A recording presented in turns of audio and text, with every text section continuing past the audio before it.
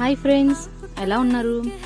యాక్చువల్గా నేను ముందు ఒక వీడియోలో చెప్పాను కదండి, మామిడికాయలు అయితే కోపించారనేసి. అది ఇక్కడ ఉంచినా సరే కోతులు అయితే ఉంచవనేసి. చూడండి, నేను ఈరోజు అయితే చూపిస్తున్నాను.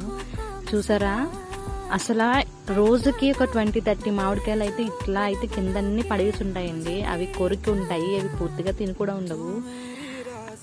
మంకీలన్నీ చెట్లన్నీ ఎక్కేసి కాయలన్నీ దులిపేస్తూ ఉంటాయండి. చూడండి ఎట్లా తయారు చేస్తాయో. ఇంకా ఆల్వేస్ చెట్ల మీద ఉండడం వల్ల ఎప్పుడు ఆకులు రావడం, మళ్ళీ పండు రావడం. చూడండి, అవి కూడా చిన్న చిన్నగా కొరికేసి పడేసినవి కూడా ఎన్ని ఉన్నాయో. ఇట్లానండి, అంతే ఎవ్రీ ఇయర్ ఇట్లానే అవుతుంది అనుకుంటున్నా. తెలిసి నేను వచ్చి 3 years అయింది. 3 years నుంచి అయితే ఇట్లానే అవుతుంది. చూడండి ఎన్ని కాయలు కదా. అసలు రోజుకి చెప్తున్నా కదండి, ఒక 30 కాయలన్నా సరే మొత్తం అట్లా రాలిపోయి ఉంటాయండి. చూడండి, చెట్లు మామిడికాయలన్నీ ఆల్మోస్ట్ కిందే ఉంటాయి. అందుకే ఆ రోజు కోపించడం మంచిదైందన్నాను.